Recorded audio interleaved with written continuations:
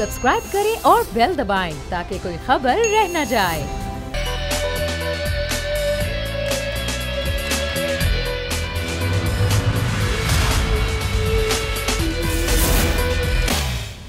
बिस्मिल्लाहिर्रहमानिर्रहीम, अस्सलाम वालेकुम। प्रोग्राम में मैं सुमैया रिजवान आपको खुश आमदीद कहती हूँ।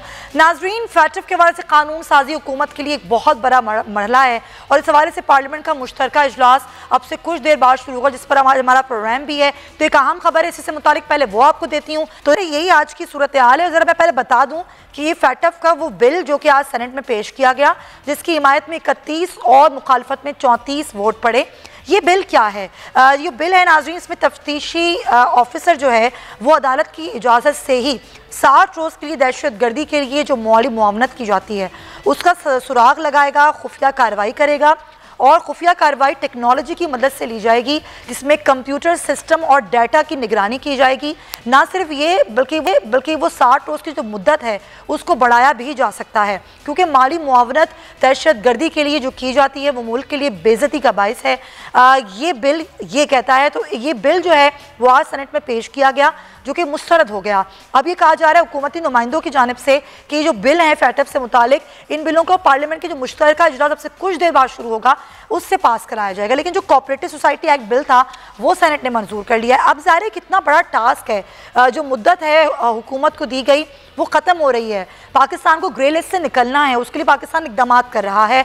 मनी लॉन्ड्रिंग के हवाले से, दहशत गर्दी के हवाले से जो ज़ाहिर फ़ॉरेन फंडिंग होती है दहशत गर्दी में, माली मुआवनत की जाती है। ज़ाहिर पाकिस्तान अपनी कोशिश कर रहा है। इस कोशिश के लिए जो अब अपोजिशन की तरफ टफ टाइम मिल रहा है, अब उसको किस तरीके से हुकूमत को लेकर चलना होगा, इस पर बात करने के लिए मेरे साथ मौजूद हैं कराची स्टूडियोज़ में सीनियर सहाफ़ी हैं, अदाकार हैं लगारी साहब, नज़ीर लगारी साहब, बहुत शुक्रिया आपका। लगारी साहब, ज़ाहिर हुकूमत के लिए तो बड़ा टास्क है, फैटफ के हवाले से कानून साजी करनी ही करनी है और ज़ाहिर डेडलाइन है उसकी। लेकिन ज़ाहिर जिस तरह के बयानात दिए जाते रहे, इससे पहले भी हमने देखा हुकूमती नुमाइंदे ये कहते रहे, कभी ये बात नहीं की गई कि हम बैठेंगे, मुशावरत करेंगे, मिल के बात करेंगे, ये कानून साजी हमें करनी ही करनी है, बल्कि ये बयान दिए जाते रहे कि करें ना करें हिमायत, हम तो बिल पास करवा लेंगे। तो ये जो एटीट्यूड है, क्या आपको लगता है ये एटीट्यूड वजह बन रहा है मंजूर ना होने की? ये एटीट्यूड भी है और अपोजिशन की अपनी कमज़ोरियाँ भी हैं और अपोजिशन का अपना सबमिसिव अंदाज भी है। जिस तरह से आर्मी एक्ट मंजूर करते हुए अपोजिशन ने अचानक जो मियाँ नवाज शरीफ साहब की तरफ से लंदन में फ़ैसला हुआ था, अचानक जिस तरह से उसको ब्रेक किया था जनाब ख्वाजा आसिफ ने, दुनिया सारी शिशदर रह गई थी। ये क्या है? हुकूमत गालियां दे रही है, हम हुकूमत अपोजिशन को शैतान कह रही है और अपोजिशन आगे बढ़कर दो जानू होकर रकू करते हुए सजदे में ढेर हो जाती है। तो ये एक सूरत हाल थी। अब भी अपोजिशन जो है वो अपना तो पर निकाल रही है और बातें भी कर रही है, लेकिन हुकूमत अगर पार्लियामेंट को बिल्डोज करके और पार्लियामेंट के अरकान को एक मुश्तरका इजलास के अंदर हुल हंगामे से, शोर शराबे से, मछली बाज़ार से और हाय और नो की आवाज़ों लगवा कर इस बिल को मंजूर करती है, तो ये सारा तमाशा तो याद रखा जाएगा। लोगों को ये याद रहेगा कि किस तरह से बिल मंजूर हुआ था या बिल ना मंजूर हुआ था। अभी सूरत हाल वाज़ेह नहीं है, लेकिन हुकूमत को अब तक हुकूमत ने वो रवैया अख्तियार नहीं किया है कि उसको अपोजिशन के साथ बात करनी है, उसके साथ डायलाग करना है, उसके साथ एक पेज पर आना है, तमाम चीज़ों को साथ लेकर चलना है। अभी तक हुकूमत इस सिलसिले में नहीं आई है। हुकूमत बार बार ये कहती है छोड़ेंगे नहीं और पकड़ लेंगे और ऐसा कर लेंगे और NRO नहीं देंगे, NRO मांग रहे हैं, ये सारा कुछ NRO है नहीं है, ये सारी चीज़ों से कतई नज़र हुकूमत ने अपोजिशन की तरफ अब तक ताउन का हाथ नहीं बढ़ाया। तो इस सूरत हाल में जो कुछ होगा वो फिर पार्लियामेंट को और पार्लियामेंट के दोनों ऐवानों को उनके मुश्तरका इजलास में फिर बिल्डोज किया जाएगा और आय की आवाज़ों को ज़्यादा बताया जाएगा, नो की आवाज़ों को नहीं सुना जाएगा। सही है। अब पता नहीं है क्या क्या माइक बंद होते हैं, कौन कौन से माइक खुलते हैं, इस चीज़ का तो कोई नहीं। आप सही कह रहे हैं, ऐसे ही है, थोड़ा सा जब इस तरह की नेशनल सिक्योरिटी के मामलात होते हैं तो लचकदार रवैया हुकूमत को दिखाना पड़ता है, क्योंकि वो उस वक्त इक़्तिदार में होती है।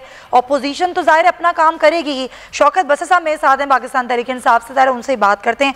बसर साहब, 18वीं तरमीम के बाद अब कोई गुंजाइश नहीं है कि अगर दोनों ऐवानों से ना हो बिल मंजूर तो फिर वो पार्लियामेंट के मुश्तरका इजलास से मंजूर कराया जाता है। लेकिन क्या वजह है कि जब नेशनल सिक्योरिटी के मामलात आते हैं, ज़ाहिर ही होते हैं, जब 18 जून 2018 को ग्रे लिस्ट पे पाकिस्तान को डाला गया था तो यही बात की थी कि हम बैठेंगे, मिलके बात करेंगे, फैटफ के हवाले से जो कानून साजी है वो की जाएगी। लेकिन जब बात आती है बयानबाजी की तो इतनी बयानबाजी होती है कि वो जो अपोजिशन जिसको मिलाकर जाए 2 तिहाई अक्सरियत तो नहीं है आपकी, तो आपको लगता है कहीं कि बयानबाजी से रुकना होगा, थमना होगा, क्योंकि ये तो नेशनल सिक्योरिटी का मामला है। भैया मेरे ख्याल में आपने बहुत ही अहम बात अपने सवाल में भी कह दी। इन तो नेशनल सिक्योरिटी के इश्यूज हैं, जो कौमी सलामती के मामलात हैं, जो नेशनल इश्यूज हैं, जो इज्तिमाई मामलात हैं, वहाँ पर सियासत नहीं होती है, सही, वहाँ पर सौदेबाजी नहीं होती है, वहाँ पे आप अपनी अपनी जमातों का मंशूर और एजेंडा और माइंड सेट लेकर आगे नहीं बढ़ते हैं। वहाँ पे आपके सामने सबसे बढ़कर है, और खास तौर पे अगर आप फैटफ के इशू को जब जिसको आप गुजारिश कर रही है, अभी नज़ीर अंसारी साहब ने हमारे बड़े बिल्कुल दुरुस्त फरमाया। गुजारिश सिर्फ ये है कि ये मेरी और आपकी जात का मसला नहीं है, ये हमारे माजी के जो हुक्मरान है, जो हमेशा तरीके साहब जो कभी हुकूमत में नहीं दी 70 साल, उन लोगों की वजह से जो हमें मनी लॉन्ड्रिंग में इशू सामने आए, दहशतगर्दी के मामले को बेहतर तरीके से टैकल ना किया, हमें रेल लिस्ट में डाल दिया गया। अब हम क्या रहे हैं, हम कहते हैं कि ठीक है, आप जो इश्यूज अपने हैं उन प्लेटफॉर्म पर लेकर आइए, उनको डिस्कस कीजिए।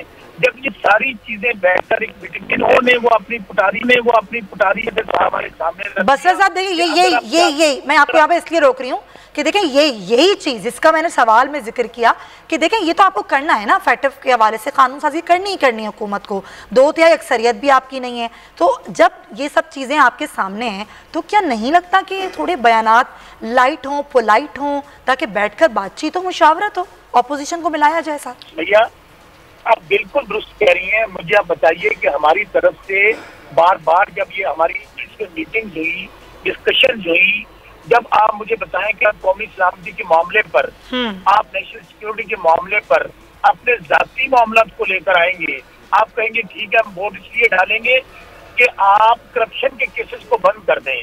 आप मुझे बताएं एहतसाब जो करप्शन है, ये पाकिस्तान करप्शन है, बड़ा मसला है। इसी वजह से हम लोग आज ग्रे लिस्ट में फैटफ को फेस कर रहे हैं कि जो करप्शन का लूट मार का पैसा था वो मनी लॉन्ड्रिंग के लिए बाहर जाता, जिसकी वजह से इश्यूज उठे हैं। तो मैं कहता हूँ कि आप मुझे बताएं कि हम क्या करते।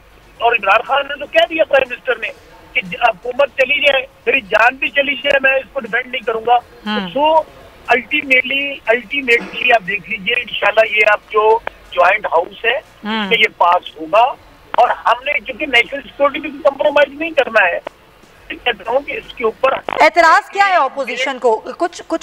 कुछ नुक्तों पर एतराज है या पूरे बिल पर ये एतराज है? क्या एतराज है उनको? एतराज सिर्फ एक बात पर है कि जितने इस वक्त करप्शन के केसेस चल रहे हैं, नैब को बंद कर दिया जाए, केसेस को बंद कर दिया जाए, मरियम नवाज को बाहर जाने दिया जाए, सब अमन ही अमन। ये किसने कहा है हुकूमत से? किसने कहा है हुकूमत से? किसी एक फर्दे वाहिद ने कहा है? मैं बताता हूँ। आप जरा वो बिल उठाकर देखिए जो ये तरामीम लेकर आए, उसमें तरामीम में क्या था? तरामीम में ये था कि टोटल 48 है नैब की कवानीन में सुमैया। अब 48 में से ये 43 बल्कि 44 ले क्या लेकर आए? 1 अरब का डाका, 1 अरब की चोरी, 1 अरब की करप्शन। कोई करप्शन नहीं है। आप 5 साल तक जो करप्शन हुई है उनके को पकड़े, बाकी छोड़ दें। आप ऐसे करें कि ये जो इंतजाम अदालतें हैं इनको मिनिमाइज कर देने कहें जी कि आप रिमांड ना लें। अब मुझे बताइए कि जब इन हालात में आप करप्शन देखें, जो नेशनल जो आवाम का पैसा है, आप अगर 1 रुपया भी खुर्द बुर्द करते हैं, ये तो 1 अरब की बात कर रहे हैं, तो क्या ये हमारी जेब का पैसा है? हमारा बाती है, हमारे माँ बाप का पैसा है? गुजारिश ये है आपकी जनता बना ली, आप जिसने भी मनी लॉन्ड्रिंग किया है। अच्छा मुझे बताइए, अच्छा पनामा के हवाले के अलावा अगर हम किसी भी केस को देख लें अब तक, तो प्रोसिक्यूशन बहुत कमज़ोर नज़र आई है हमें नैब की, और हमने देखा कि लोगों की ज़मानतें भी हो गई, इतने इतने अरसे गिरफ्तार रहने के बाद कोई रेफरेंस भी नहीं बन सका, उसके बावजूद लोग गिरफ्तार भी हुए, ज़ाहिर उनका ट्रायल भी हुआ, जिस तरीके से एक तरह से आपकी जो इज्जत है वो भी ज़ाहिर वो दाव पे लग जाती है जब गिरफ्तारी होती है। तो ये चीज़ें भी तो देखनी होंगी ना हुकूमत को कि अगर कोई करता है कोई जुर्म तो पहले आप एक रेफरेंस तैयार करें, उस पर पूरी तहकीकात हों और फिर जाके उसको गिरफ्तार किया जाए। लेकिन गिरफ्तारी पहले होती है और कुछ भी प्रोसिक्यूशन साबित नहीं कर पाती और फिर जमानत हो जाती है। ये भी तो हमारे सामने ही हुआ ना। सुमैया रिजवान, आपने बहुत इंपॉर्टेंट पॉइंट को रेज किया है। मैं आपकी बात से 100% मुत्तफिक हूँ। ये सिस्टम में जो खराबियां हैं, जो सिस्टम में गैप्स हैं, जो सिस्टम को बेहतरी के लिए हम इम्प्रूव करने की कोशिश कर रहे हैं, आप उनकी तरफ निशानदेही कर रहे हैं। मैं आपको कब कहता हूँ कि सब कुछ अच्छा हो रहा है। प्रोसिक्यूशन को मजबूत करना है, हमें जुडिशियल रिफॉर्म्स लेकर है, हमें पुलिस रिफॉर्म्स लेकर आनी है, हमें कवानीन कब लेकर आनी है, कब बस मैं बताता हूँ। अगर भैया इतना हमें टाइम दे दें, इतनी मेहरबानी करें। अगर 70 साल इन लोगों ने कुछ नहीं किया कि आमराना अदवार रहे या ये दो पार्टी। सर 5 साल के लिए हुकूमत मिली है, 70 साल नहीं मिले हुकूमत करने के लिए। मैं आपको कह रहा हूँ, मैं कब कह रहा हूँ 5 साल, इंशाल्लाह आप देख रहे हैं कि इन 5 सालों में ही इक़्तिदार का तो पता ही नहीं चलता है। हमारे एक मोहतरम वजीर कहते हैं कि वजीर ज़राअत ही ताकतवर है। बिल्कुल लखारी साहब, जो चंगा टाइम उनसे बड़ा जल्दी गुजर जाता है। लेकिन मैं आपको गुजारिश करूँ, अभी हमें 2 साल हुए हैं ना, हम हर डिपार्टमेंट को टच कर रहे हैं, अब डिपार्टमेंट में बेहतरीन के लिए कोशिश कर रहे हैं और हमें वहाँ से रिटेलिएशन भी आ रही है। और ये देखिए जो अभी हमें बहुत बातें की जाती हैं, आपने 5 आईजी चेंज कर दिए, आप कर दिए।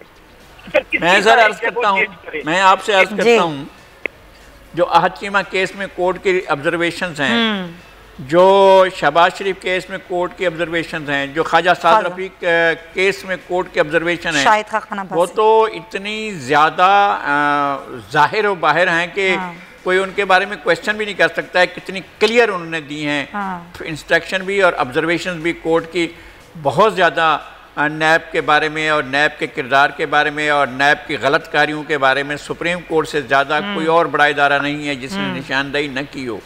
और यही अपोजिशन की शिकायत है कि नैब जो है वो आकर लोगों को गिरफ्तार कर लेती है। वो जो किस्सा हम पढ़ते थे कि बाबर ने सिकंदर की गोशमाली की, ये गोशमाली को कान मरोड़ना कहते हैं, लेकिन कान नहीं मरोड़ा जाता था। 12,000 खोपड़ियों के मीनार बनाकर बाबर ने देखे थे। तो इसको तो नहीं कर सकते ना कि हम पूरी अपोजिशन के खोपड़ियों के मीनार बनाकर आपके दोस्तों के मुलाहदे के लिए रखें और कि जनाब देखें वो भी उनको पसंद आए कि ना पसंद आए। तो ये सूरत हाल तो नहीं हो सकती है ना। मसला यह है कि एहतसाब अक्रॉस द बोर्ड हो, अक्रॉस द बोर्ड हो, तमाम लोगों को हो, तमाम फ्रीकैन का हो, कोई मुकद्दस गाय ना हो, सबका एहतसाब हो तो ठीक है, सुभान अल्लाह, सबका लेकर एहतसाब करें।